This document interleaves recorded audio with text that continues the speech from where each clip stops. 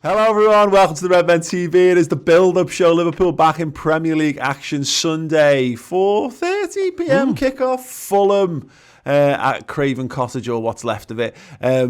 I am Paul Machin. I'm joined in the studio by Chris Pajak, and from home we've got John Machin and Leanne Prescott as well for this one. We're going to be talking through a whole host of things, like of course Liverpool back on the title charge, who is fit and available and who we're likely to play in this game, and some thoughts on Fulham as well. But first, the show is brought to you with a brand new partner of ours. It is eToro. I want to say a massive thanks to them for sponsoring Redmen TV. As you may know by now, eToro, a global investment platform who sponsor a number of Premier League clubs. eToro recently did a survey with football fans, which found out that just over 80% of Liverpool fans aren't enjoying matches as much due to lockdown, with 73% of fans missing key moments due to distractions while watching the game. If you ever wanted to start investing, you don't seem to just have the time available to you, then eToro's Copy Trader is available. You can now copy top performing investors. This means that when they invest, you can make the same investment automatically at no additional cost, meaning you can invest while getting on with your everyday life. If you're looking to begin investing, be sure to use eToro. Use the link in the description to learn more. Yes, do go and click that link in the description underneath and you get involved with eToro, and let us know if you've done it already, how you're getting on with it in the comments section underneath as well. Chris Pajak, Champions League boxed, sorted, gone away till February. There's just the small matter now of getting back to winning the league title. Yeah. Focus is back on the Premier League, and the focus hasn't really gone away from the Premier League, I don't think, all season. You know, it's going to be an interesting game coming up against Fulham at the weekend. I think, you know, question marks over who's going to play, as there always seems to be at the moment. You know, the likes of Robertson and Wijnaldum got some well-deserved rest, but Robertson probably didn't get as much rest as he wanted. So you've got a concern now over, just out of interest, who's the next backup left-back if Kostas is out? And, you know, Robertson probably teetering into the red a little bit with the amount of minutes that he's played. James Milner obviously not available at the moment to give him any breathing room or anything like that. So Klopp's going to, I wonder whether Klopp, kind of in the same way that, you know, Trent didn't go too far forwards in the game in the Champions League, I wonder whether Robbo's just going to sit a little bit deeper and make sure he doesn't overextend himself going into this game. That is a very interesting point, isn't it? And Dad, I can't help but think, and I'm sure Jürgen will be keen to stress that he's not thinking beyond Fulham, but there will undoubtedly be at least an eye on the Tottenham game. It's so soon after, and in terms of pivotal fixtures in the league so far, that's the biggest one. Yeah, I mean, it's easy to say we only concentrate on the next game, but the medics are obviously looking at, as Chris was saying, who's fit and who isn't, and who, you know, where they stand in their levels and all the rest of it. So you've got to have an eye on what's coming up.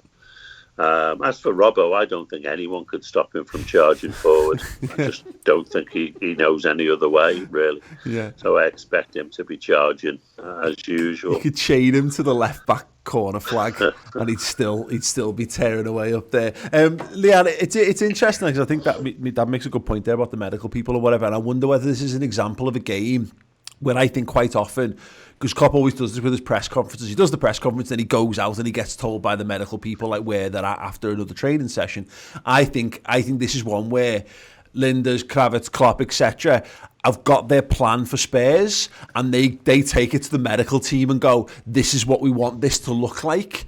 How do we make this? We've got Fulham between that. What do we need to do to be able to still get past Fulham, but also have us close to our perfect team for Tottenham? Yeah, I think you've got to strike the balance between rotating, but also giving the likes of Trent, who have just come back from injury, Naby Keita, some minutes as well to keep them fresh. Spurs is such a big game that obviously Trent being back would be massive. So managing his minutes, managing Keita's minutes, while also, you know, the likes of Gini Wijnaldum, they've played so much football. We're talking about Robertson there. I think Gini's played the most minutes in the team this season, almost like a third of the minutes he played all of last season. Including international football. So he's very much one that, okay, he got a bit of a rest, but could he be given another rest? We've got a good few midfielders coming back. Alex Oxlade-Chamberlain as well. Timely return for him. Hopefully get to see him a bit. But I think, you know, Liverpool, this is a team with so much quality. We spoke about, the way they've responded to all the injury setbacks, the way members of the team have come in and kept, the momentum going. I think this is another game where Klopp is very much aware he's got maybe members of the team he didn't realise he could rely on, fall back on as well. And this is a game that, I completely agree. He'll have one eye on Tottenham. Whether he'll say so or not, I'm not sure. And, the likes of Mourinho will always give the mind games a go. But Liverpool, no matter what team they put out, should be beating Fulham at the weekend. Yeah, it's encouraging that it is Fulham, really, and not to, we need to be wary of this because it's often the teams that come out of nowhere that are the ones that do cause you problems, and they beat Leicester only a week or so ago as well, Chris. But I don't disagree with what Leanne's saying. No, not at all. And I think there's an opportunity here to just move the conversation on slightly, to potentially give a little boost to Nico Williams here. And while Trent's there and while he's fit and nearly getting back to match fitness, I just wonder whether this is a game where Nico gets a good 60, 70 minutes and maybe you bring Trent in, and what will that do for his confidence to know that he's trusted even when Trent could technically play games of football? Because I think the last couple of weeks he's really stepped up his game, showed that he can fight through the adversity of earlier on in the season and produce on the pitch. So yeah, I think there's a really, really good chance of that. I think we're obviously going to see changes up front. I think Mo playing...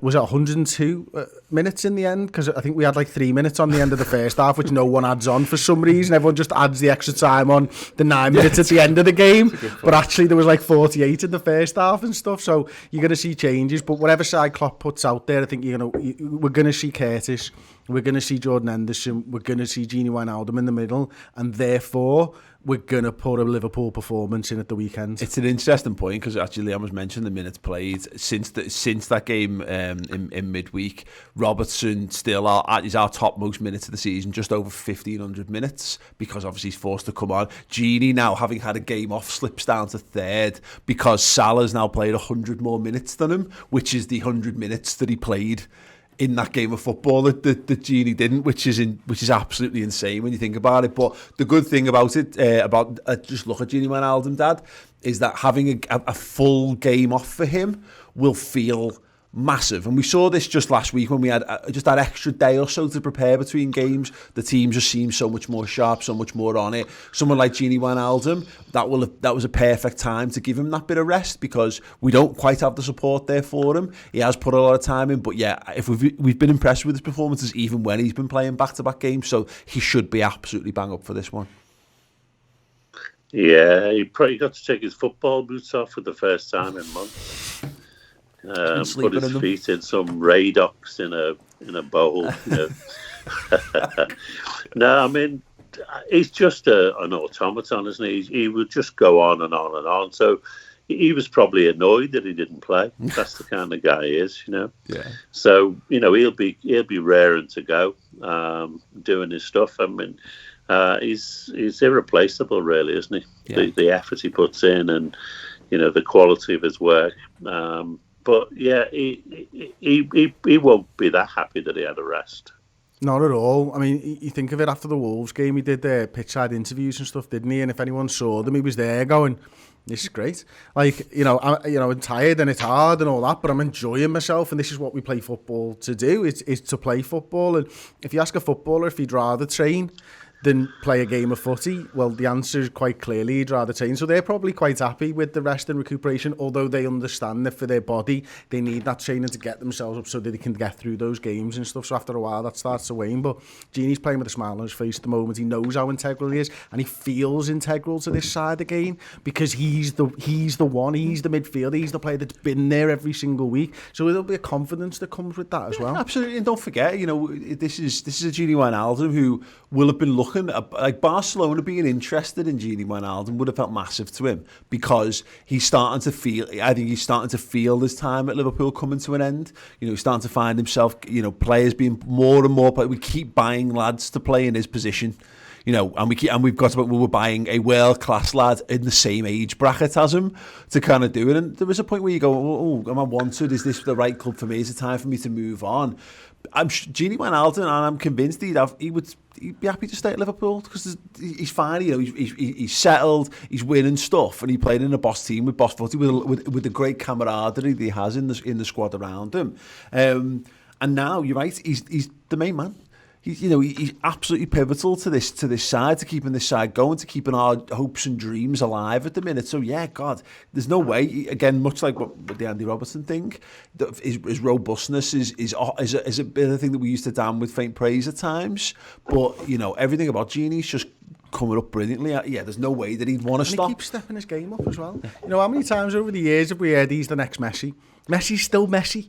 And there's been about 20 players that have been billed the next Messi, and Messi's still going, and he's going to be the best player in the world when Messi hangs up his boots. Messi's still the best player in the bloody world somehow.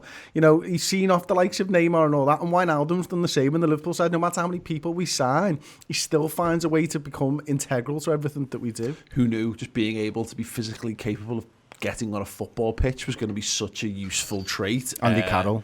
Nick Pickham, mate. Pickham down the years. Oh God, no. Fabio Aurelio just crying into his cup of like that Brazilian tea thing that they all drink. Oh yeah. Not Horlicks. Yeah, maybe. Right, Sal, we're going to we'll talk a little bit more about the team selection and what Liverpool are going to go with, and who needs to play and who doesn't need to play after this very short break. But we have got a trivia question to keep you guys tired over. Name the 3 most recent Liverpool players to also play for Fulham. The second Redmen TV book, Champions of Everything, is available for sale right now. It comes in 2 editions, the standard edition and the special edition, which comes signed with a custom message of your choice and with a limited edition Redmen TV sticker pack as well. The book is huge. It is A4 size and it is chock full of insight, photographs from around the world following the mighty Reds, who were reigning European champions, who won the Super Cup, who became champions of the world, and then capped it all off with a 19th league title, becoming champions of England. The book looks at the highs, lows, absolute insanity and bitterness of rival fans, and some of the craziness from our own fan base as well along the way. It is available now on the Redmen TV store. Get involved. Okay, welcome back. Yes, if you want to get your orders in for the book, and then do it very, very quickly indeed. But we've got a trivia question before the break, and it was named the 3 most recent Liverpool players to play for both. Chris Pajak, any thoughts? Yeah, but it's gone. Okay, brilliant. Dad, any thoughts? No. Leanne? Murphy. No. Ooh, no. Harvey Elliott? Come on. Harvey Elliott is one of them. I've completely got a blank on the other one. Bear with me. The other one is of course, because he's now twice in a week he's been the answer to this question, because he's played for 1 million clubs and no one thinks about him. Andy Lonergan is one of them. Okay. And I've got it now. Lazar Markovic. Did he? Did he play for us? Play for both. Yeah, there you go. If you got that right, give yourselves a big round of applause and drop a like on the video. Did Murphy at least play for Fulham? Okay, captain Fulham as well.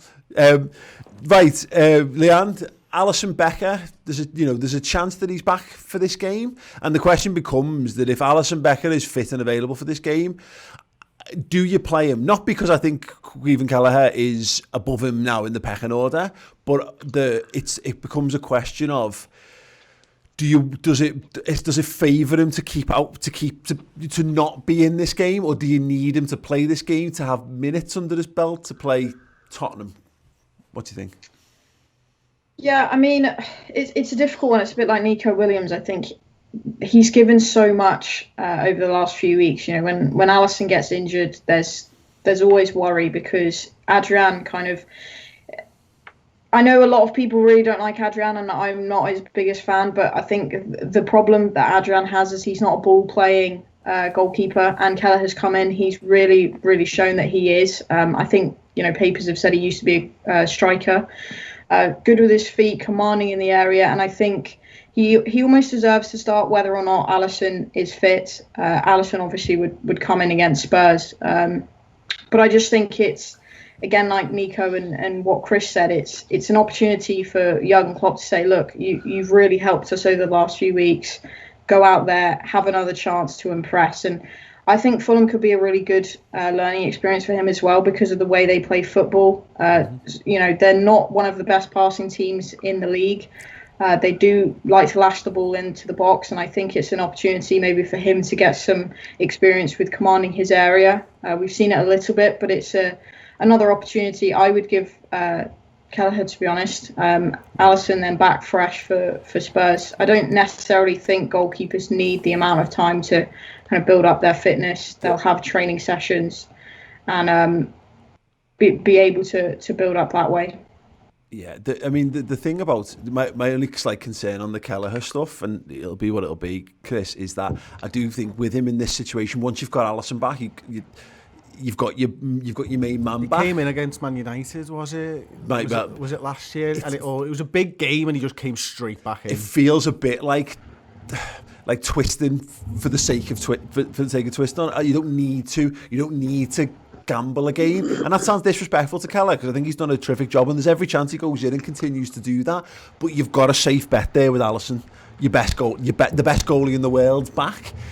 Kelleher could go in and have another consistent game, but he's just not as good a goalkeeper as Alisson. So the chances of him doing something that does that makes us concede a goal or see possession days, you know what I mean? It's a more of a gamble just in terms of overall quality to go with Kelleher. Yeah, of course. It's funny actually because I agree with absolutely everything that Leanne said, and yet fell down on the other side of the fence with who to play in goal, because everything that Leanne said is absolutely spot on. Now I'm looking at it going, yeah, they do whip the ball into the box, and is this a good way to see whether his shoulder's okay? Because you don't want to be going into that Spurs game with him having a little bit of doubt. I think you maybe need that game under his belt to go into the Spurs game, because let's be honest, if he's ready for the Fulham, he's probably going to be ready for Spurs. If he's ready for Spurs, it's going to be give and take whether he's ready for Fulham. Mm-hmm. What he does if he plays against Spurs, and I don't mean to disrespect Fulham here, is Son probably doesn't shoot from 30 yards, because we know that world-class goalkeepers change what strikers do. Yeah. And I think Son does shoot from 30 yards against Kelleher, and I think he makes the striker think about what they're going to do when they're going to do it. So Kane and Son maybe probably don't try things that they would against other goalkeepers if Alisson's in there. So I'd do everything I can to make sure Alisson's in the best position possible. And it could be that means him sitting out Fulham, in which case I'm absolutely fine with Kelleher being in, but also it might be, well, if he's 100% and the shoulder's fine, he goes back in for me so that he's right for Spurs. It is a very good point indeed. And the big talking point really after the back of the Midtjylland game, Dad, was Mohamed Salah's fitness. But we mentioned it just there, he's played a lot of football. Now all of a sudden, he had a bit of a break. He's had coronavirus as well in that time. But he is our absolute main man, and he loves playing against Tottenham. And I can't help but just think that the way we've managed the minutes says that if Salah's involved in this game, it's probably going to be to rotate one of Mane, Firmino or Jota out at some point later in the game. Yeah, I mean, I think now that you've got Jota there, there's no point in, running people into the ground. If you can, Mo's had a game. It won't do him any harm to have a rest. He won't want one. I'm fairly certain he'll want to play, but there's no need to play him. So keep him fit for Tottenham by all means. On the goalie thing, I mean, I think your first choice goalie always plays if he's fit. Simple as that. That's all. Kelleher's great. I have no problem with him. But, fit goalkeeper number one, he plays. And it won't do him any harm, will it, Dad? Kelleher going back into the pack for a bit. He's come in, 2 clean sheets, had another good performance. Regardless of the fact that he conceded the penalty, I don't think anyone can say he had less than a good game in Midtjylland. That might just do him for now. Go back in, go and digest it all, get back on the training ground, get back training with Alisson, and be ready for the FA Cup in January. Well, he expected to go back. Just, that.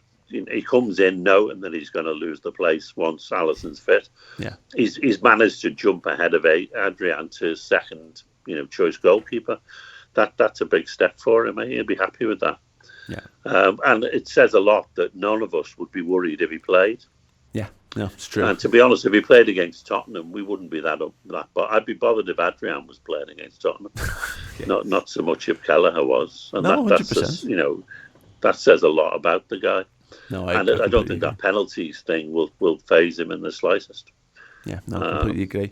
The big one, Chris, as we saw the photos of him, Alex Oxlade-Chamberlain back in training, just couldn't come at a better time. We keep talking about keeping the injured rate down underneath 1. So, if someone's going to go out injured, you need to bring at least one lad back. Presumably he's got more mass or something to make him count more. Get a bigger player back and lose a small player. Obviously, we did lose Costa Shimicus, so that's probably still up for debate about how high rate is. We got Trent back, we got Keita back as well. Yeah. So, 3 players back in the last couple of weeks. The Oxlade-Chamberlain stuff in particular, though, we need midfielders desperately, and looking at this next run of games, and particularly just having someone of his quality. He's let's say it's like having a new signing in the middle of the season. Get your bingo cards out. Yeah. And all the FSG outers absolutely frothing at the mouth. But it is, and it'll be the same when Thiago comes back, and it'll be the same when it literally will be like having a new signing, to be fair. But no, having someone, because the minute those 3 lads in midfield are our 3 lads, it's Gini, it's Curtis and it's Hendo, and I don't see any world really where the 3 of them aren't starting this game and then starting the midweek against Spurs. So if Ox can make himself, even if he's only getting 15 minutes, 20 minutes in both of those games, that's a very welcome return. Yeah, it is. I'd just like to err on the side of caution with Ox. So I think what we've seen from him, and admittedly he's had some big injuries and stuff to come back from, he's not a lad that comes back particularly quickly.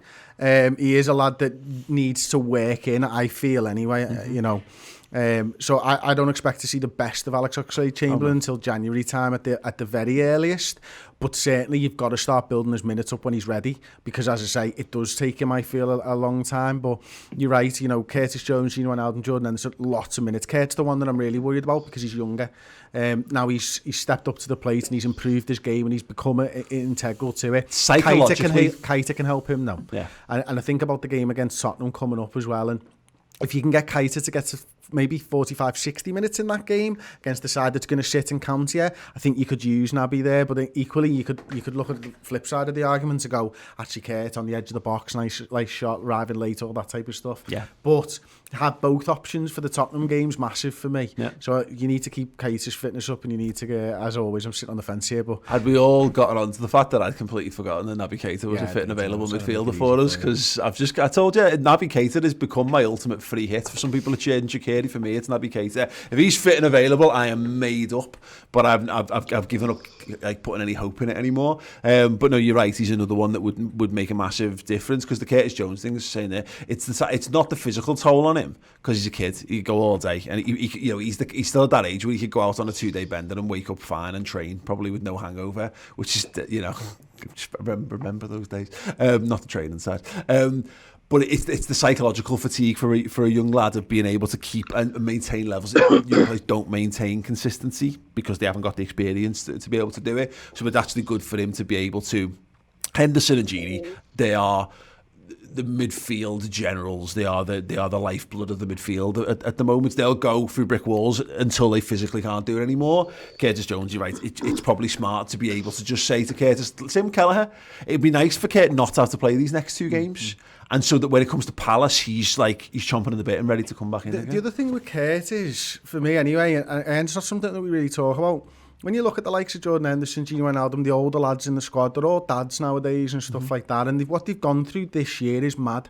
And they have gone through lockdown much stricter than us for a longer period of time. And they've taken so many precautions to the point where they're probably fearing contact with the outside world at some point, because they don't want to let the squad down. They don't want to miss games of footy. Whereas Kurt Jones is wheeling down Queen's Drive. No. What I'm saying is, it's not so bad for someone who's a dad who goes home and looks after themselves. When you're a young lad, you've still got mates, you still want to go out, and you see why, not having a go at anyone here, but a lot of the people that are out and about, and you see the first sort of signs of coronavirus seems to be in the younger generation at the moment, and then it sort of shoots through the older generations. Kurt mentally isn't probably going to be in the same place to deal with these types of rigours and stuff, to go through all this COVID stuff, as someone like a Jordan Henderson who's looked after themselves for years, James Milner who's kind of lived like this for years. Yeah. So to him to play as well as he has done during this time of probably mental adversity is a massive thing. So he probably mentally stressed, all that type of stuff. It's incredible that he's been able to do this. Yeah, the thing about Curtis Jones is, like anything, if any of that's true, you'd never know it. And I've got this feeling that he's just so supremely confident that nothing arses him in any way, shape or form. But again, it's right. You'd have to. The thing is, you've got to be careful of your young players because it doesn't matter how talented you are. They've got to be managed in a different way to senior players. I think that he's probably just on Call of Duty CJ96 or something, playing online all the time. You know what I mean? Definitely. Yeah, sniping fools. The other talking points, I guess, Dad, is just at the back. Joel Matip rested for midweek. Fabinho gets 45 minutes, which says those two should come straight back in for this game. But again, Tottenham Hotspur looming just 3 days afterwards. You want them to definitely playing for that game. Is there anything where you go again for this one? Nat Phillips possibly for this one. If they're going to play quite a direct game, it might actually suit them. Yeah, that's a possibility. I mean, I wouldn't really like to be Klopp having to juggle his very limited defensive resources. You could say, well, our number one and number two central defenders are now Matip and Fabinho, so they should play. But then, as you say, you've got Tottenham a few days later. Matip is not, necessarily made of iron. Fabinho, you can see what a great influence he is. You don't want to lose that. Maybe Nat Phillips could come in. I don't know. Yeah, the only way. I'm glad I'm not making the decision, really. Yeah, the only way that would be true is if Walker's came up with a special edition of iron-flavoured crisps. That's the only way you can say Matip was close to being constructed of that. What would you do, Chris? I would play Fabinho Matip in this game. Okay. Again, I'm totally okay if Nat Phillips comes in. I'm absolutely comfortable with that. Fabinho play 45. And that's fine for me. Joel plays 90 in this game, definitely. Obviously, I think you've probably got Nico there as well, rather than Sent maybe. Yeah, that makes sense. In which case, I'd have me two normal centre halves in the middle. Okay, then let's get the score predictions from the panel. Then, Dad, what do you think the score is going to be? 3-0. Go ahead, Leanne. 3-1. Go ahead, Chris Pager. 4-0 Liverpool. 5. Why not? Liverpool. I've gotten swept. No. Oh, you did it.